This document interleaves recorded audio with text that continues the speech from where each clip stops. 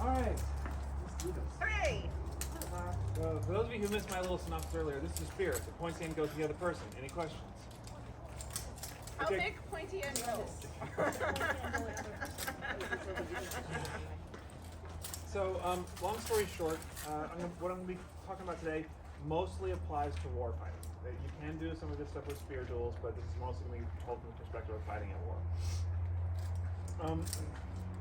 Spear is my personal favorite style because it allows me, as someone who's relatively tall with a reach, to even have a greater reach. But the other thing over the years that makes me a more effective spear fighter, and it's basically what I'm passing along. The first thing I want to call out and I want to stress is spears have a lot harder time being effective on their own. So whenever you're in war, pair up with get a battle buddy. And pair up, especially like a wall of shields or something like that. I'll be your buddy. Because shields. you are a juicy target for archers, other spears, and assholes who just want to prove a point because they think they can run up on you.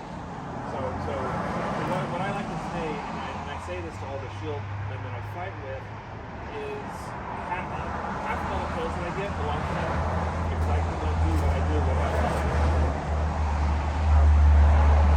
I'll get a little bit into how to work amongst the team in a bit. So first, I'm going to also talk about technique. So we all tend to have one side or another that we're dominant. You're the left-handed, right-handed. Some people, like me, I'm mixed-handed. I can learn to do anything with either one. I have a slight tendency to right-handed, but I can do anything with either. But when it comes to spear, I really insist, if possible, that people learn to fight with both hands and both feet. Meaning, your standard spear position tends to be your off leg forward. So if I'm right-handed, my left leg is forward. Your right hand has the spear in the back, your left hand is out front. And this is kind of like your default base stance. The reason it's kind of the default is if you look at me straight on, I'm providing a very narrow target. There's not a whole lot of things on the front. Whereas I'm standing here like this, obviously this is a much broader target, it's easier to hit. So this tends to be fairly defensive. Minimizes your strike zone, but also doesn't hurt your range too much. And then kind of going from the same position, swap everything to the other side. You're in the same position, you just mirrored it. Now your dominant foot is forward, your dominant hand is forward, and everything else is in the back. It'll feel a little weird because you probably have your non-dominant hand back here and you're like, I'm not sure. But this is why it's important to be able to fight both ways.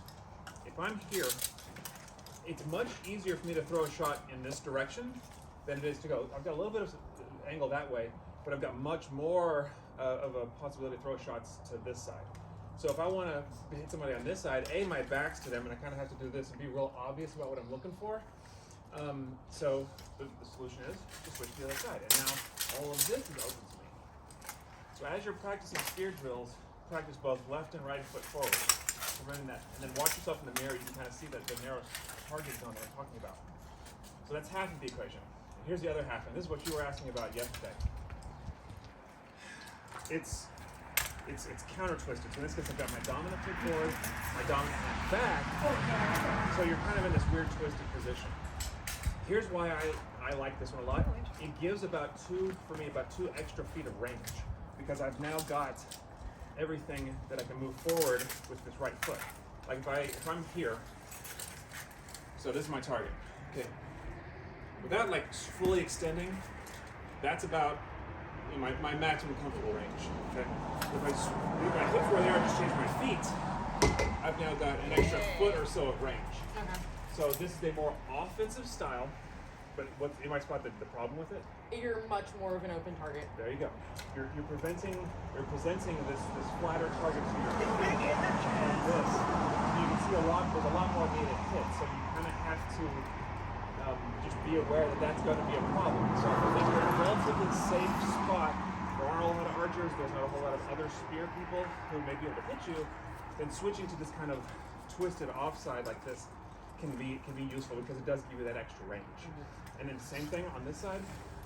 Same idea, you just swapped you just mirrored everything. So again, you've got a lot more range. So those are like your 4 basic stances that you're going to want to be able to fight with and practice all of them. So that way you're not even thinking about it. You're just like, aha, boom, oh shit, I need to go that way now. Okay, great, I switched to that way. Do a shot there. Oh crap, I need to kind of throw something back this way. Because you need to be flexible because targets are going to expose themselves quickly. You need to prepare them to take advantage of them.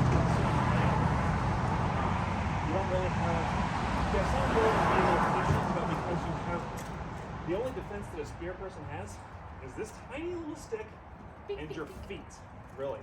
There's a little bit of body mechanics you can do to kind of present smaller targets and dodging, but your feet are hyper important as a spear person because they're going to put you in a range to have target opportunity, but also get you the hell out of dodge. It's like when we were fighting yesterday, you were trying to climb me, I was like, yeah, I'm out of here. And Where's my buddy? Typical war defense right there. I'm Yeah. gonna disappear into the shield line, and you're gonna have to fucking deal with my buddies back shield. there.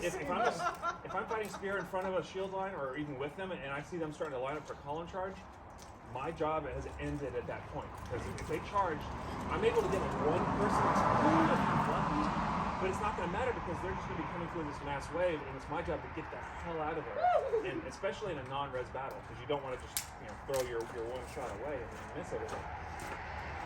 And all that comes down to your feet. So if you feel like you change from one stance to another, just do whatever you need to, and then just kind of practice. So you're like here. Same, my hands and my feet haven't moved, but I've gone from that defensive narrow stance to that offensive stance, and if you do it subtly enough, they may not notice. So you're in this defensive stance with lower reach, and you're like, oh no, I can't reach you. Oh no, bam! This is a sneaky weapon style, because you're in there, you're hitting little targets, oh look, there's a 3-inch gap in that shield. Well, bam, you're dead. Haha. So you need to learn to be subtle and sneaky in order to take advantage of that kind of stuff. As far as like specific ways that you want to throw the spear, I mean it's pretty. Well, before I get into how to throw a shot, I want to talk a little bit about the construction. I mean, obviously, you can buy these. This is a kit that I got from somebody at Gulf Wars. It's mostly piping material with a head, and I put some leather over the front of it. 2-inch tips are the way to go. You can buy with 3-inch tip, but it's just so much bigger, and it allows you to be less of a sniper. There's kind of a philosophical debate amongst people who fight with spear as to whether or not none of these spears have hooks, but basically it's just what it sounds like. It's a little projection that you can use to reach out, grab the top of somebody's shield or the side of somebody's shield and pull and expose an opening that most often will be taken advantage of by another person throwing spear or maybe an archer. I wonder if that's fictional because I've literally never seen one in Ontario. When you said that, I haven't seen it since I've been back there. I've seen 1 or 2 at Ontario West War that have been there, and I think currently His Highness Nico has one. I haven't built one on mine, but like typically my response is for shield walls and stuff like that. If I can get in range, is this bitch right here is the can opener. Yeah, and that's exactly. It's kind of does the same job. It's just with this, I've got 9 foot of reach Versus mine is 7. Right? Yeah.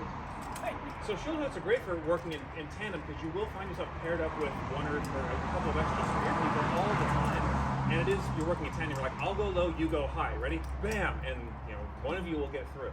Yeah, low, high, guy in blue. Low. Yeah.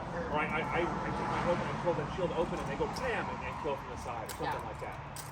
It's a very team-heavy thing. But the problem with putting a spear hook on there is A, it's a little more weight towards the front, so it can drag it down a bit. But B, it also it's again makes your head fatter, and so it's a little bit harder to sometimes get to those real narrow gaps. So I tend not to fight with them because I do enjoy being a sniper and just like sneaking in there and getting those little targets of opportunity. But I think you can do a little bit of hooking without one. It's mostly going to be like putting it on top and like pushing down rather than pulling. And you can make relatively low profile. I used to make spear hooks that were basically a piece of rattan that I would cut an angle into and just strap it down. It worked pretty well and it didn't raise the profile too much. It's just a piece of rattan on one side. If I want to have a spear hook, that's what I do. I've seen rubber ones that are more of an actual hook, so that way it's easier to like, especially on the side, to grip and pull. So whether you fight with one or not is your own personal preference. There's no right or wrong answer, it's just whatever you want to do with it. Any questions so far? By the way, if you have any questions, please stop me at any time. Negative. Okay, so that's constructing the head. The shaft obviously can be fiberglass or rattan. I tend to like fiberglass spears for a couple of reasons. One, they last longer, and two, they don't bend, which is both a good and a bad thing. They don't bend in that I can leave this outside and I don't have to worry about it like getting wet and soaked, and all of a sudden it's just too, which can also affect your shot because if it's got a lot of wobble into it, you throw it, the head's going to be doing this weird counter wave thing, and it may throw off your target a little bit. This is a more stable platform that allows me to be more precise with my shot. The problem with that is this doesn't bend. So when you're throwing spear shots, this is the one, in my experience, and I was Kingdom Royal Marshal for a couple of years, and lots of other martial arts stuff before that, this is the weapon that causes the most injuries in the game. Because it doesn't bend, and it allows you to take all the force that you've got, and it goes into your target, and there's no give. With a piece of rattan, it'll flex a little bit and give you some of that stability. Yeah. So just, I beg you, please practice your target selection and your target power. I know melees are very somebody can step in, and you didn't mean to throw that hard, but because of physics, just be aware that this is the weapon that causes the most injuries in the game. Aside from somebody tripping and breaking an ankle or whatever, dog, but that is, as far as like being hit with a weapon, it's just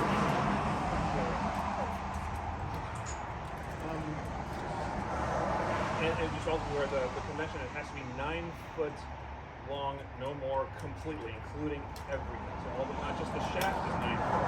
Everything, the tip of this to the tip of this. Okay? And when you go to big war events, they will usually have like a gauge on the floor where they'll put it here and they'll drop it. If it's too long, they will tell you, You gotta cut stuff off. Yeah, you cut an inch off the back or whatever it takes. So when you measure these things, make sure it's, maybe even take half an inch of just be real careful, make sure you got it down. 8 foot 10 if you Yeah, exactly. And on the butt side, I recommend you definitely put on something to help you feel where the back is, and it also allows you to get that better grip back here. And then I've also seen people who will put like maybe some hockey tape or something up front where their hand tends to be. That can also be helpful, but you absolutely want to have something back here. There's a piece of leather that I put a cord underneath, so that way I've got and then this cap on the back, I don't remember what the conventions are here. Some kingdoms require them, some kingdoms don't. There used to be an argument to say don't put a cap on the back, or at least don't glue it down, because they wanted to check the thickness of the walls of the spears, but I haven't heard anybody bitching about that lately. But the main reason why that rule has a name. I'm sure somebody's going to attest to that, yeah. But the main reason why I like having a cap back here is it allows me to feel where the back of the spear is, and I don't have much worry about my hand, like if I'm trying to sneak up and then going, oh shit, and then I'm not having it back of the spear. Yeah. So that allows me to know exactly where the back is. You got it, and then all of a sudden it goes flying that way, you're like, and I no longer have a spear. Yeah, exactly. If they're nice, they may throw it back to you. If they're not, then they're just going to be like, sucks for you. You're dead. Bitches. Oh, Yeah, great I gotta time get to another charge. spear. Enjoy your walk. Yeah, exactly. And back to the other end, just make sure this obviously has the appropriate amount of give, because again, that is basically the only protection there is against doing a whole lot of damage. So check them every 6 months or so if you use them on the regular. Make sure that the padding on the inside hasn't completely collapsed. It's still got enough give to it, and then rebuild if you have to, because like I said, safety first, even though I like to say safety third. We don't want Not with pikes. Pikes is safety first. Because we want to kill our friends. We don't want to. So as far as let's talk about before we start how to throw a shot. Let's talk about how to hold the spear. So whether you're fighting twisted or basic or whatever, obviously you have one hand that's in the back, almost to the back of the spear. Like the one thing that you're not allowed to do is what's called it's called shoveling, throwing a shovel shot, where you have your you have your hand on the back of the spear like this, and you're pushing it. Again, this is a safety thing because that allows you to take a lot more force and push it directly into a target. Then it becomes an outlaw. Yeah. So you're gonna. Explicitly banned. Yeah. Hopefully, you won't see too many people actually doing this, This is but it is amazing. illegal. So just be aware. What I tend to do is, especially with these finger gauntlets, I can do this pretty easily. I tend to have like my pinky resting on the back end of the spear because that allows me to know exactly where the back of it is. And you've got your front hand out here. You will have a tendency to kind of have your arm at a 90-degree angle on your front hand. because it's comfortable. You can hold this for a long period of time, and it's not, especially if you're just kind of standing there waiting for something to happen. This is pretty comfortable. However, it's not the best way to throw to fight with spears, especially if you're spear dueling. You want to have your hand out for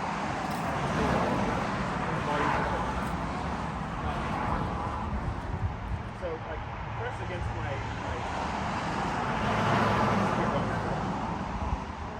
no, so that way.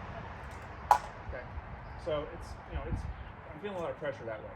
If I have my hand out here, I'm shortening the angle of everything, and I can push back a lot more. Right. I'm shortening the lever or the length of this, and my fulcrum is now further up front, and I can push that way much more. Okay. So it will tire your arms out more because you're now further out like this. And the 90-degree angle is a very strong place from a biological sense of where to stand. But try and have your hand out a little bit more. And if you put grip tape out here to give you some more grip in the front, you kind of want to have it so that way you can train yourself to know this is where my hand belongs. Okay. So especially when you're spear dueling, because you want to be able to have a maximum amount of power, having it out front will give you more of an advantage. If you're back off and you're like, this is perfectly fine. You just hold the spear, you're like, no, whatever. But when it's time to get going, put that front hand and move it further out. So it gives you much more strength. I mean, go ahead and press against me, you can feel the difference either way. Now move it back to where it was. Yeah, it's double. And I was getting about double the pressure when you had your hand out. So it's one thing to practice as you're practicing these things.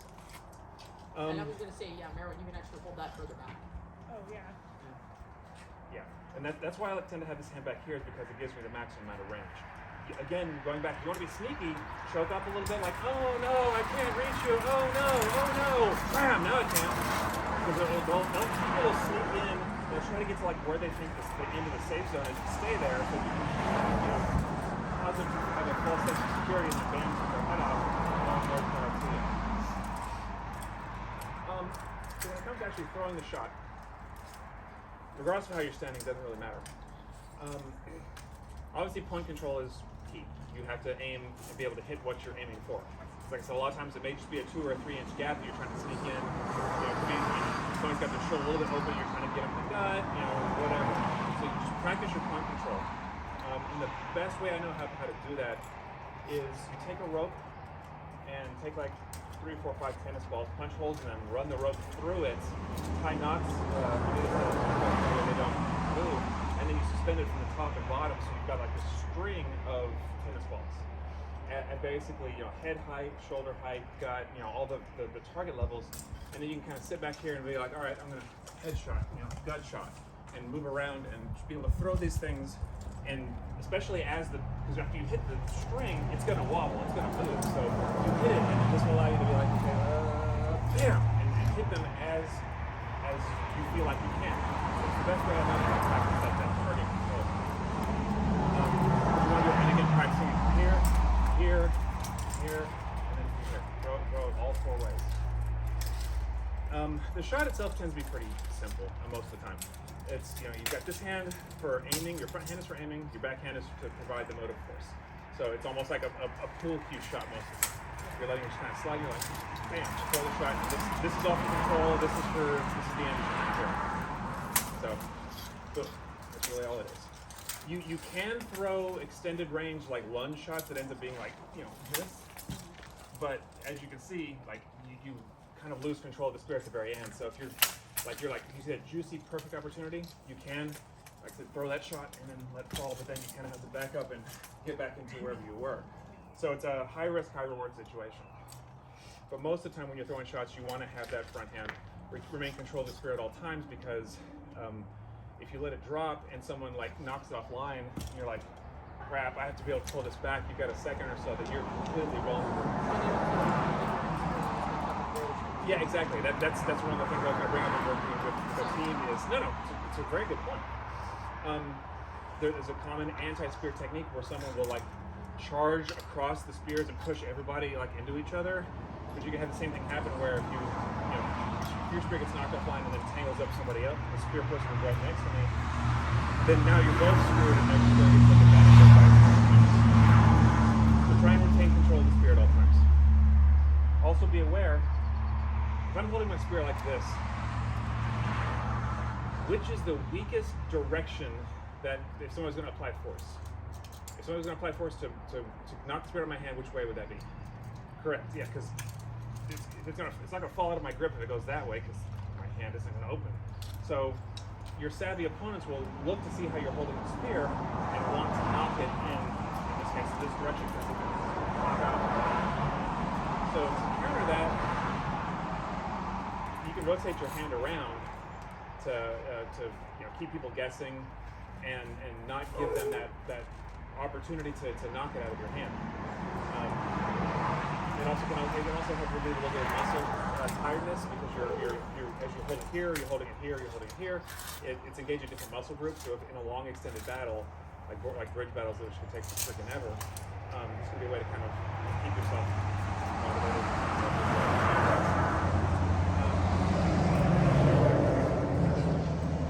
Anything else on throwing the shots? Obviously, they're not all going to be coming from just this waist level shot. You want to be able to throw a shot from up here, and it's because in this case you're like going over a shield or something like that. So you're kind of doing this here. But, be careful here, because you're kind of in this weird awkward position. You can pretty easy to pez somebody, especially in the head. So just again, watch your power, watch your control, but be able to throw a shot to here. Be able to throw a shot while crouched down like this, especially if you're like hiding behind your own shield wall. You're like, oh look, there's a thing, boom, surprise! Sorry about yourself. Yeah, exactly. And that's what's great about having some short fighters with spears too. Exactly. Oh yeah, one of the best spear fighters I ever saw was one. She was, I don't know, 5'0" max, and she was sneaky and really, really good at what she did. And she would also giggle. She would, yeah. So be able to throw from lots of different angles. So don't just practice from here. Practice, shoulder height. Extend it, up this way. Move around as you're tagging that target. Those tennis balls. Shift in between the four basic stances. Boom. No, I mean, if you really feel like you need like a kind of a horse stance right here, real strong. Thing. It's not really defensive from a being hit perspective, but it's real strong from a being pressed perspective. So just practice all those different angles when you're throwing your shots. Defensive. I mentioned your feet and this little stick are about all you have for defense, and then a little bit of body rotation, things like that. This kind of goes back to the footwork stuff I was talking about yesterday. Just be hyper aware of everything that's going on and be ready to run. And don't be afraid to do so, because a person who lives to run away, lives to fight another day, or whatever the phrasing is. And that's just how you're going to stay alive. You don't want to find yourself in a position where the worst thing that can happen is you're in front of your own line. They've got a solid wall of shields behind you. You're out there, you're murdering people. You're like, I'm killing all of you. Eventually, they're going to see you as a threat, and they're going to send in something to deal with you. It could be archers, it could be other spears, it could just be a column charge or something.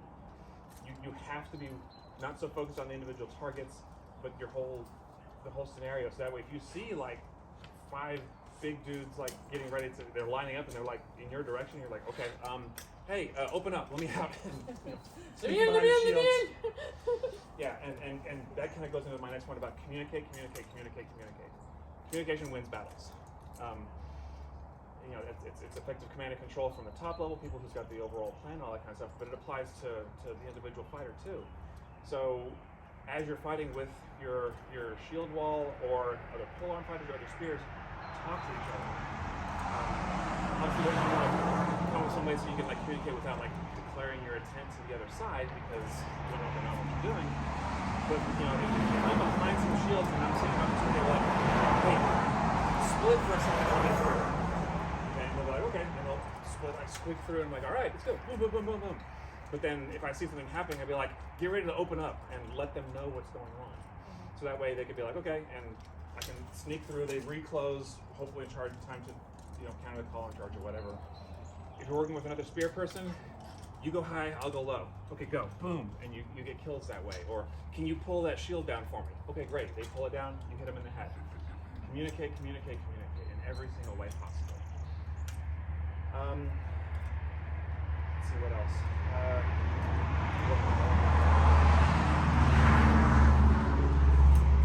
As far as your choices for what targets to go after.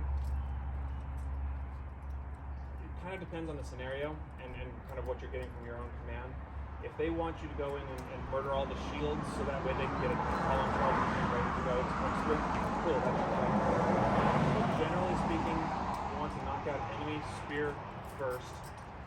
High value targets after that. So like, if you see somebody who's a king or high ranking, or you see somebody out there with a white belt who's just murderizing people, you want to go for those high value targets. Shields tend to be pretty low on the list because they're static. They can't reach you as a spear fighter unless you do something really silly and get too close to them. Or if they just get really aggressive every once in a while, a hot stick, they'll be like, oh, I've got something to prove, and they'll jump out, aha! Every once in a while, just like, Yeah. Again, having that situational awareness of seeing what's going on. If you see some young whippersnapper, they're like, you can tell they're getting amped up for something. I gotta watch that person because they may be getting ready to come after me. Okay, prepare to turn around. Yeah. And then one other thing on the defensive side, you can be defensive with this pole, basically. Against other spirits, it's kind of like what I was saying before, where you're like watching where their hands are and trying to knock their shield out. So like, based on where her hand is, that's basically the weakest direction, is I can potentially knock it out of their hand. And it's not always just a push; it can be an actual pop. So you just give that quick percussive force. But yeah, watch their position. Watch kind of if they've got like watch their stance to see how they're standing, because they may be like if they're in sand and off balance, then you can kind of help them find the ground. You can also do things where you're like doing things like this, where you kind of come over and push the thing offline that way. Trap a thing like this, so that way one of my friends can then take your head off, that kind of thing. But when it comes to being able to block a shot yourself, there's a couple of things you can do. If she's going to throw a shot and threaten me, most often it just tends to be like this little thing where you're knocking it offline just enough. So even if she throws a shot at that point, it's going to miss me. Okay, it's kind of like in rapier. You're not parrying things way the hell out here. It's like it's a matter of inches. You're just like just enough to get offline, so it's not going to hit me. Right? So you try not to do really big dramatic blocks, because now I'm also out of position. I may be alive, exactly. Someone who's real sneaky is going to be able to get around that. So just little motions here, and then if all else fails, don't be afraid to like drop your spear and just kind of like do this. Back up, and use this thing to just like when we were running at you, I was trying to do that. I was like, no, I'm not coming like this. Windshield wiper, go! Again, not until I can get far enough away where I can then pick up my spear and I've got the room to engage, because that's your biggest threat, is somebody getting in behind the point. And then once they're to like right here, unless I run or do something really clever, I'm kind of screwed, because this is the only thing I've got. And if the hand shows up like this and whatever, perfectly fine. But it takes time to move 8 feet worth of pole to this position, and a clever opponent won't let you allow you to take advantage of that situation like that. Any questions? What you were talking about there. That's why sometimes some of the bigger street fighters, I know, like His Highness Fury, he keeps a secondary like boot dagger on him. So it's one of those, if he gets charged and you're past the point and he can't, he's gonna grab that boot dagger. Yeah, that's a good point, and something I had brought up is a backup weapon. Again, it's kind of a philosophical discussion. Some people like having it, some people don't. I have a sax that I made with a really nice sheath, and it's a rattan sax I can just pull out and have it. It's only about that long. It's a little fish bat. I got one too. My knight has one too. Yeah. Good. I've seen like these breakaway things where you can kind of have it on a sheath on your shoulder, and it's got this piece of pipe with an S bend in it, so you can just kind of reach out and pop it like this. Yeah. And whatever works for you. Some people just have it hanging from their wrist. Yeah. I really dislike that. Yeah. Because at that point you've got something flipping around. Yeah, exactly. And it's quick. You can just grab it and go. But especially since this is a game of angles and whatnot, having that thing bouncing around or whatever, it's going to throw off whatever hand it's meant to, and therefore throw off your shot with precision. Well, at some point it's going to wrap around something you don't want. That's also a risk. Most of the time, if you see somebody doing that, it's just like a little piece of rattan, a little fish bat. You don't usually see like a mace, because that's just more mass to be bouncing around or get caught up in your own legs or something as you're moving around. Whether you use a backup, the argument against having a backup weapon at all is you're constantly thinking about having it, and it's less focused on being really good with the spear. I didn't say I believe the argument, but that's the argument against having one. Most of the time in warfighting, I will bring my sax out. Even if I never touch it, at least I know it's there, and if I have to... It's my whoopee!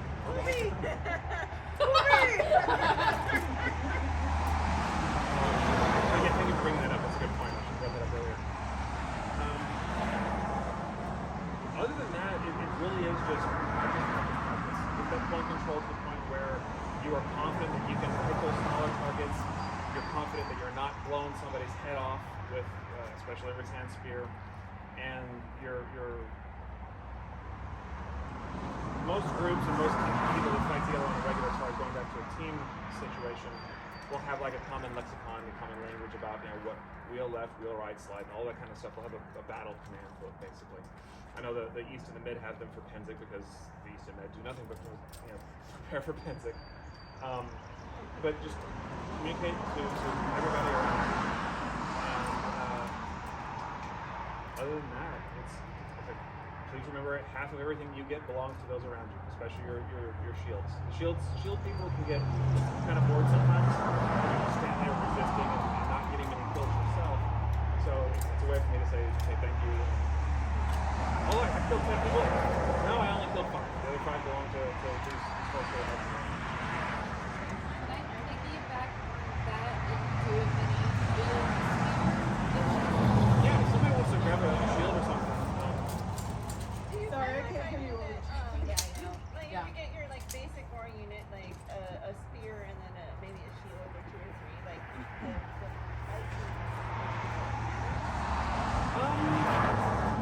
I wouldn't say that your pikeman is your default commander from like an overall plan perspective, because if I'm out front and I'm just happily murdering people, I'm paying attention to the area in front of me because that's what's approaching me, but I'm not looking further back. I'm not looking to see what's happening out this way. So having a commander in the back who does have that strategic view and can see, oh wait, there's something happening back at res point. Like they're not trickling in one at a time. They're gathering a cluster of people. So I need to watch that to see where that cluster is going to go, because obviously they're going to make a push for something. I'm not going to see that because I'm only looking 10 or 12 feet out. Exactly. Yeah. So I would. If your commander's in the back and has a spear, just so that way they can maybe come in situationally or whatever, that's fine. But your front line spear people aren't generally the ones who are going to have your role. I was going to say your commander could pretty much be everybody, but yeah, their point, like, I don't know how many times as a combat archer, they're like, yeah, we can totally put you in command. I'm like, no, I'm too busy trying to snipe fucking pikemen. Do not put me in command. Yeah. I ain't going to see shit because sometimes I get tunnel vision. Yeah, and typically you'll also see the commander with a shield, because as soon as the other side realizes who's calling out the commands and whatnot, they're going to send combat archers after them, and they want to have something that they can hide behind. But yeah. And there are people that genuinely love battlefield tactics that would happily be commanders. Yes. forever. Yeah. Yes, my knight is absolutely. Yes. He loves wearing that fancy hat. Yes. And he's got the military voice to do it too. Oh, yeah, there you go. He's got the right kind of voice So- for it. Yeah, when he wants to, yeah. Staff Sergeant Capital. There was one fight practice up at Stromgard where he was trying to get somebody's attention and they weren't paying attention, and he pulled out commander voice and every single person in the room went. It's kind of like mom voice. You just can't help it but follow it. And everybody my puckers. middle name. Oh. I'm sorry, I don't know what I did, but I'm gonna. I'm sorry. Stop it. Alright, hold on. Let me drop my face and you push up now. I don't know what I did, but I'm just gonna do it. Okay, so let's pretend that me and Suzanne here are on the same line. So you're like here, Sarah Keith. Obviously, so I'm going to be back here.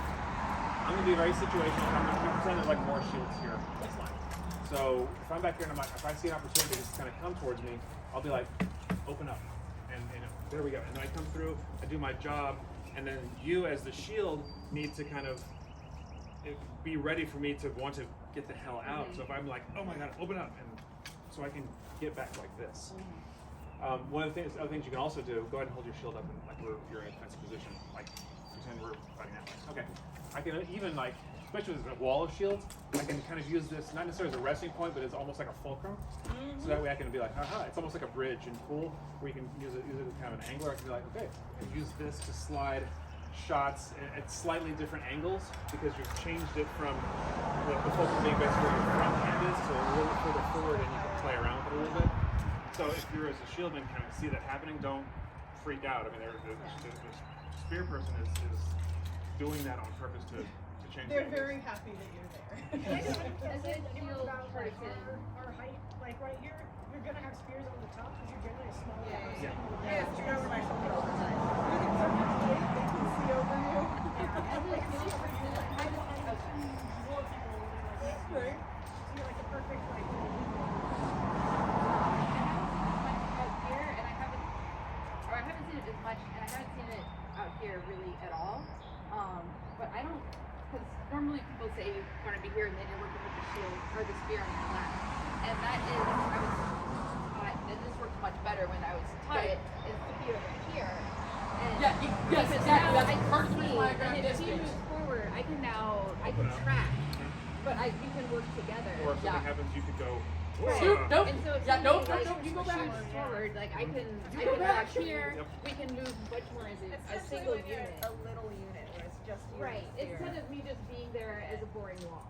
Yeah. And now we're A a dynamic team. duo. We're working together, and if you need to bail out, we can just close up and Yeah. not have. It still doesn't need to be as much vocal communication. Yeah, Which like, means it's faster too. Yeah.